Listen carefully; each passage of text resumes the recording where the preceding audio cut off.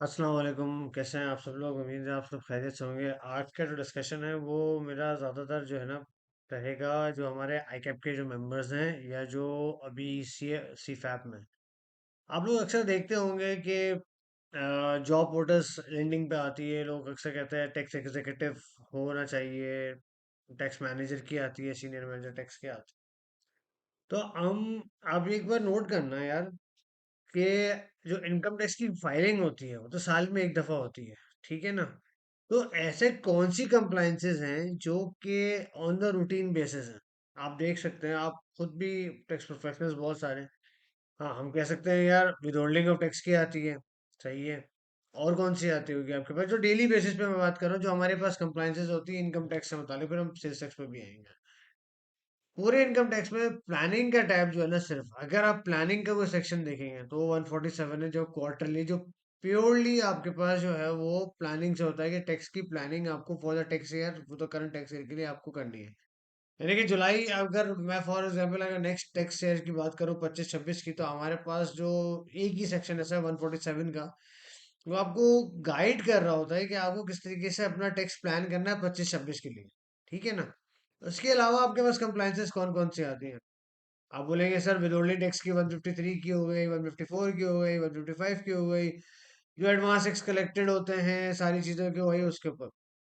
तो बाकी सारे जो सेक्शंस हैं, तो उसके लिए क्या आप सजेस्ट करेंगे? जैसे तो मेरा मैं आप सबने जितने भी मेरे टैक्स प्रोफेशनल्स जो हैं या हमारे जो सी फैप के लड़के हैं, हम जो क्वालिफाइड चार्टर अकाउंटेंट्स हैं, देखो दोस्तों, हम लोग जो है ना, हम सिर्फ कह सकते हैं, मैं ये कहना चाहूंगा, हम चार्टर मुंशी नहीं है, सही है ना?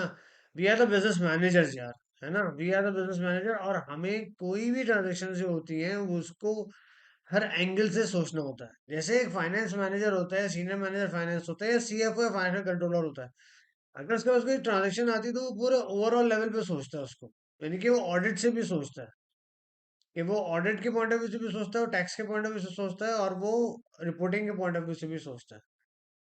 अब कंसर्न ये आता है जब वो जॉब डिस्क्रिप्शंस देखते हैं ना, तो बड़ी अजीब सी बात आती है। लोग कह रहे होते हैं भाई यार इसकी कंप्लायंस है। भाई कंप्लायंसेस आप बताएं ना, कौन सी कंप्लायंस है? एक क्वार्टरली 147 की क्वार्टरली की है, और विद होल्डिंग की है, सबमिशन की है, और क्वार्टरली इसकी है। बाकी सारी कंप्लायंसेस तो नॉर्मल फाइनेंशियल स्टेटमेंट से मैट मीट करती हैं। यानी कि अगर आपका एडवांस टैक्स डिडक्टेड हुआ या कलेक्टेड हुआ है, तो आपने उसकी प्रॉपर एंट्री, प्रॉपर रिकॉर्डिंग की है, नहीं की है। जस्ट लाइक दैट, कि आप फाइनेंशियल रिपोर्टिंग की इस तरह प्रॉपर ट्रीटमेंट करते हो, जस्ट सिमिलरली टू दैट आप इसकी क्या नाम है, टैक्स की प्लान, टैक्स की रिपोर्टिंग भी करते हो। हाँ, अभी एक रिसेंटली एक चेंज आया था आई कैप की तरफ से लास्ट ईयर के अंदर, जिसमें उन्होंने कहा था कि भाई IAS 12 के ऊपर आया था, कि भाई IAS 12 के ऊपर तो ये है कि वो तो टैक्सेबल प्रॉफिट की बात करता है। But अगर किसी कंपनी का मिनिमम टैक्स होता है, FTR के अंदर आता है, तो उसका क्या करेंगे फिर? क्या वो तो IAS 12 के एम्बेड में फॉल ही नहीं करता? तो उसमें बहुत अच्छी इंटरप्रिटेशन आई थी, जिसमें वो कहा था कि FR2 लेवीज के ऊपर बात आई थी, और कहा था कि डिस्क्लोजर्स दे देंगे। बात एक समझ में नहीं आती कि फाइनल को, मिनिमम को, या इसको अलग रखने का पर्पस क्या है? पर्पस क्या है? ये चीज सोचने वाली है। पर्पस सिंपल है, एक चीज का है। यार देखो, एक बात बताओ, फाइनेंशियल स्टेटमेंट बनते किसके लिए? आउटसाइड यूजर्स के लिए। आउटसाइड यूजर को अगर आप डायरेक्टली बता दोगे कि यार मेरे पास यहाँ पे एक टैक्सेशन का नोट है, उसमें करंट टैक्स ये, डेफर्ड टैक्स इतना है और प्रायर टैक्स इतना है, तो उसको शायद पता नहीं चलेगा। हाँ, रिकन्सिलिएशन से कुछ हद तक पता चल जाता है, लेकिन ये नहीं, रिजीम उसका नहीं पता लगता। उसका रिजीम किस, वो कंपनी किस रिजीम में फॉल करती है उसके बारे में नहीं पता लगता। यार वो मिनिमम में है, वो फाइनल में है, या वो नॉर्मल टैक्स रिजीम में? तो उन्होंने बिल्कुल सेपरेट ही कर दिया। उन्होंने बोला भाई यार अब आपको इसके हिसाब से बनाना है। मेरा कंसर्न ये आता है, जो जिस जिस पर्पस के लिए मैं वीडियो बना रहा हूँ, उसका पर्पस ये, यार देखो, टैक्स में ना, इनकम टैक्स में जो वाकई आपकी वर्थ बढ़ाने वाला है ना, वो ये है कि आपकी हेयरिंग कितनी स्ट्रांग है। अगर आप डिपार्टमेंटल लेवल पे हेयरिंग करते हो तो वो कितनी स्ट्रांग है। देखिए दोस्तों, जो सेक्शन 20 और 21, 20 स्पेसिफिकली वो पूरा फाइनेंशियल रिपोर्टिंग का है। अगर आप उसको गौर से पढ़ेंगे तो एक्सपेंसेस इनकर्ड बेसिस पे है ना कि आपको क्लेम मिलेगा। इनकम बेसिस पे तो वही होंगे जो आपने अपने एफएस में रिकॉर्ड किए हैं। और जो चीज एफएस में रिकॉर्ड की गई है उसको ट्रैक करना है ना, कि वो सही, वो चीजें सही रिकॉर्डिंग हुई भी कि नहीं हुई भी मेरे पास। तो हम सारे जितने जो सीए के प्रोफेशनल्स जो है ना, वो टैक्स की कंप्लायंसेस तो आती ही आती है, लेकिन उसको हमें रिपोर्टिंग से भी कनेक्ट करना चाहिए। हमें टैक्स को रिपोर्टिंग से भी कनेक्ट करना चाहिए कि हमारी रिकॉर्डिंग सही हो रही है कि नहीं हो रही है।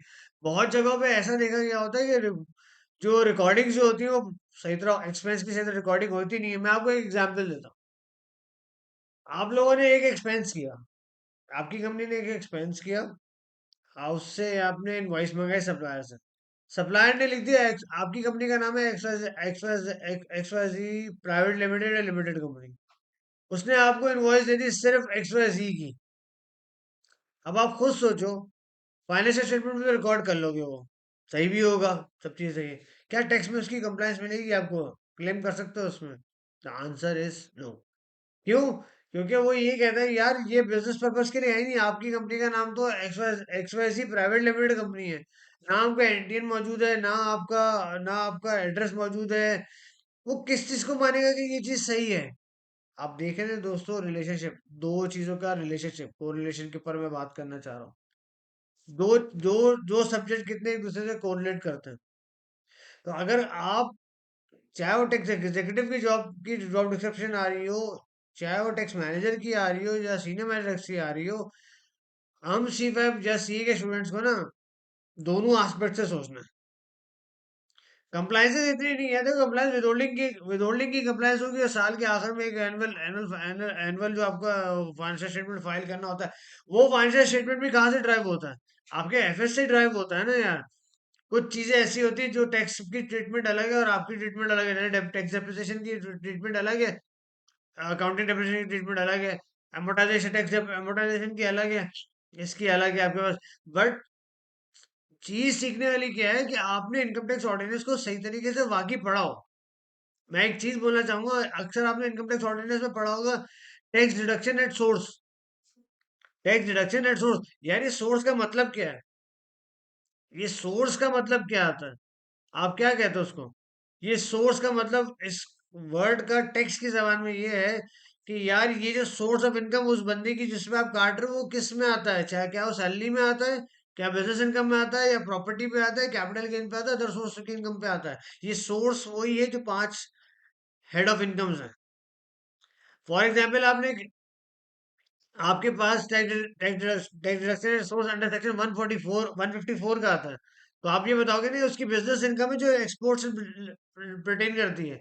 अगर 149 का होगा तो आप एक्सपेंस क्या कहोगे? उसकी सोर्स वो है इनकम कमाने की, उस बंदे की जिसका मैं टैक्स डिडक्ट कर रहा हूँ, सैलरी का है। तो आप बारीकियां देखने कितनी है, बारीकियां देखने कितनी है।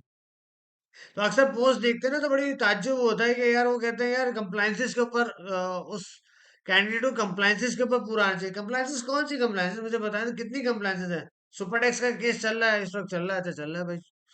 डिविडेंड पे क्या होगा? डिविडेंड की इनकम कैसे रिकॉर्ड करनी है, उसका टैक्स डिडक्शन सोर्स कितना हुआ हुआ है, और बताएं। प्रॉफिट ऑन डेट के ऊपर बात आ जाती है, प्रॉफिट ऑन डेट रिसीव कितना किया या पेड कितना किया, उसकी टैक्स डिडक्शन सोर्स कितनी है, और बताएं। सैलरी का भी सिमिलर है, अदर सोर्स ऑफ इनकम का भी यही है। हाँ, कुछ चीजों में आप कह सकते हैं टैक्स में, जैसे फॉर एग्जांपल बहुत बड़ा डिफरेंस आता है कि टैक्स में other source of income receipt basis पे होती है, जबकि फाइनेंशियल स्टेटमेंट में वो जो रिकॉर्डिंग होती है वो ऑन अक्रूवल बेसिस पर होती है, ऑन अक्रूवल बेसिस होती है बस।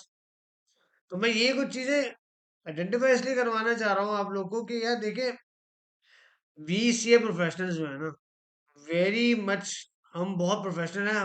We have to get knowledge of everything. कि हम सिर्फ ये नहीं कि अगर टैक्स मैनेजर है तो उसको सिर्फ टैक्स की चीज आनी चाहिए, उसको रिपोर्टिंग से कोई ताल्लुक नहीं है, नहीं भाई नहीं, ऐसा नहीं है। आपको रिपोर्टिंग भी आनी चाहिए। आपको पता होना चाहिए आपने जो एक्सपेंस रिकॉर्ड किया कि यार बात ये मुझे इसका इसका क्लेम मिलेगा नहीं मिलेगा, ये मुझे अलाउबल डिडक्शन में मेरा फॉल करता है नहीं करता। इसी तरह आप ज़कात है, डिडक्टेबल अलाउंस में यहाँ डिफरेंस आ गया, डिडक्टेबल अलाउंस आ गया, WWF आ गया, WPPF आ गया। यहाँ समझ में आता है क्या कि कुछ चीज़ों में यहाँ कम, कुछ चीज़ें ऐसी जो उससे कॉन्फ्लिक्ट करती हैं, या आपकी किसी डीलर डिस्ट्रीब्यूशन से कोई ट्रांजैक्शन हुई तो टैक्स डिडक्शन एट सोर्स किस तरीके से करना है, आपको टैक्स कलेक्टेड कैसे करना है। अदर देन दैट तो सारी चीजें तकरीबन सिमिलर ही हैं। तो टैक्सी कंप्लायंस ज्यादा से कितनी हो जाएंगी, लेकिन आपको रिपोर्टिंग पॉइंट ऑफ व्यू से भी तो परफेक्ट होना चाहिए ना। अब आप ऑडिट में पढ़ते हो रिस्क ऑफ मटीरियल मिसस्टेटमेंट, या मटीरियल मिसस्टेटमेंट का मतलब क्या है? मटेरियल मिसस्टेटमेंट का मतलब क्या है? तो क्या सिर्फ ऑडिटर को ही पता होगा, जो इंटरनल ऑडिट वाला होगा? नहीं, हम सीए प्रोफेशनल जो होंगे उनको भी पता होना चाहिए, सीनियर मैनेजर को भी पता होना चाहिए, चाहे फाइनेंस का हो चाहे टैक्स का हो। मटेरियल मिसस्टेटमेंट वो मिसस्टेटमेंट जो कि बिजनेस से ड्राइव हो रही है, जिसका इम्पैक्ट ऐसा आना चाहिए, ऐसा हो रहा है इम्पैक्ट कि वो कंपनीज के प्रॉफिट को हिला रही है, और सिर्फ ऐसा हिला रही है कि सामने वाले यूजर का जो डिसीजन है ना, वो अफेक्ट कर रहा है कि भाई मैं इस कंपनी में इन्वेस्ट करूं कि नहीं करूं। तो ये जो चीजें हैं, कुछ ऐसी चीजें, यार देखो टैक्स में ना, सेल्स टैक्स को भी लेंगे ना, तो सेल्स टैक्स में ज्यादातर तीन सेक्शन बहुत ज्यादा इंपॉर्टेंट आते हैं, बाकी भी आते हैं, मैं ये नहीं कह रहा। एक इनपुट टैक्स का आता है, एक आपके पास जो 73 की कंप्लाइंस है कि चेक के थ्रू पेमेंट करनी है उसको, ये कंप्लाइंसेस आती है। टैक्स इनवॉइस की तो कंप्लाइंसेस को देखता ही नहीं है, टैक्स इनवॉइस की तो बोलते हैं यार जाने दो, ये टैक्स की इनवॉइस का कंप्लाइंस होना बहुत जरूरी है, इनकम टैक्स में भी और सेल्स टैक्स में भी, देखते ही नहीं है माशाल्लाह से। और जो सेक्शन 3 की स्कोप है, स्कोप हो गया, आपने शेड्यूल्स पढ़ लिए, क्योंकि सेल्स टैक्स का कानून तो चाहते ही सेल्स शेड्यूल्स पर है, क्योंकि वो सेल्स टैक्स डिफाइन होता है प्रोडक्ट और सर्विसेज पे। तो आपको शेड्यूल नहीं पता तो सेक्शन पता होने का फायदा क्या होगा? तो मैं किसी को ब्लेम नहीं कर रहा है, देखो दोस्तों, मैं सिर्फ इतना से बात कर रहा हूँ कि यार हम सीए प्रोफेशनल्स को ना, मैं ऐसी चीज की बात नहीं कर रहा, मैं हम सीए प्रोफेशनल्स की बात कर रहा हूँ। We have to very spot on each and everything. आपको टैक्स के साथ साथ रिपोर्टिंग की नॉलेज और ऑडिट की नॉलेज भी होना बहुत ज्यादा कंपलसरी है, in order to gain that CFO position और फाइनेंशियल कंट्रोलर पोजीशन। कब तक यार आप हम लोग वो वाली बातें अपने दिमाग से निकाल दें कि यार वो हमारे सीनियर ने बता दिया था, हम उसी तरह चलेंगे। मेरे सामने तो कोई मेरा जूनियर बोलता है, मुझे तो बहुत गुस्सा आता है कि यार मेरे सीनियर ने पहले आपसे पहले जो सीनियर है ना, उन्होंने तो ऐसे ही बताया था, ऐसे ही कर लेना। यार आप खुद तो पढ़ो, आप सीए के प्रोफेशनल हो गए, ये तो पढ़ो कि किस सेक्शन में लिखा हुआ है, पूछो ना उससे कहाँ लिखा हुआ है।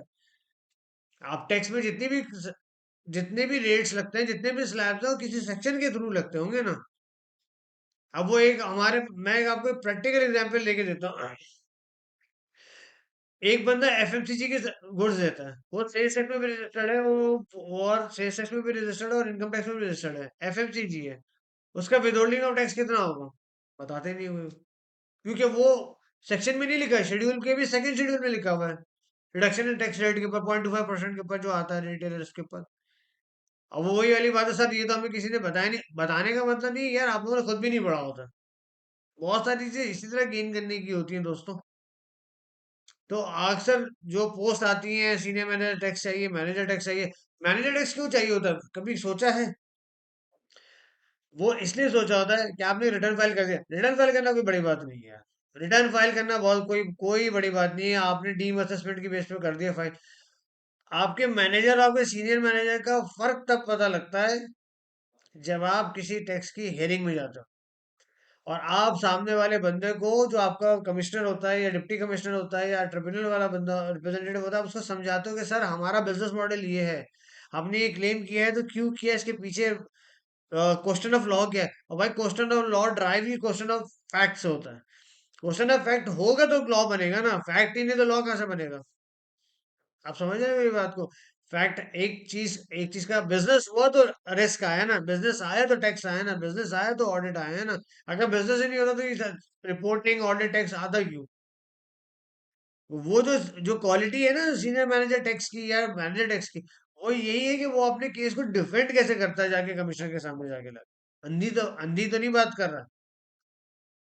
तो ये कुछ इंसाइट्स है, मैं आप लोगों से शेयर करना चाहता हूँ। लोग हेड ऑफ टैक्स बन के भी अपने जूनियर्स को सपोर्ट नहीं करते, नहीं सिखाते। भाई खुदा के वास्ते, अगर एक चीज की नॉलेज आप लोग के पास है ना, जितने भी सीनियर्स हैं, मैं हाथ जोड़ के रिक्वेस्ट करता हूँ, अगर आप लोग के पास किसी चीज की नॉलेज है, तो यार उसको प्लीज अपने अपने साथ के जूनियर से, अपने साथ के सीनियर से जरूर शेयर करें, ताकि उनकी भी नॉलेज में इजाफा हो, भूल जाए कि कोई जॉब जॉब सिक्योरिटी है। अगर आप इंटरव्यू भी ले रहे हैं ना किसी का, तो आप उसको इस तरीके से गाइड करें कि यार आप उसको सजेस्ट करें कि यार देखो, ये भी चीजें दुनिया में, ये भी चीजें टेक्स्ट में, ये भी कुछ ऐसी चीजें जो आपको पता होनी चाहिए। उसको जस्ट के यार अच्छा नहीं आता, सही है, चलो निकाल दो बाहर, नहीं यार, जब तक वो उसको किसी ने नहीं सिखाया, आपको भी किसी ने सिखाया ही होगा, तभी आज आप मैनेजर, सीनियर मैनेजर की टैक्स की पोजीशन पर हो ना दोस्त। तो आई होप कि मेरा थोड़ा सा ये कमेंट वीडियो बुरा ना लगे आप लोग को। प्लीज। और टैक्स, इनकम टैक्स ऑर्डिनेंस या सेल्स टैक्स ऑर्डिनेंस या आईएफआरएस ऑडिट, यार पढ़ने की आदत डालो यार, प्लीज यार, रिक्वेस्ट है आप सबसे। अपना बहुत ज्यादा ख्याल रखिएगा, मुझे अपनी दुआओं में याद रखिएगा। अस्सलाम वालेकुम।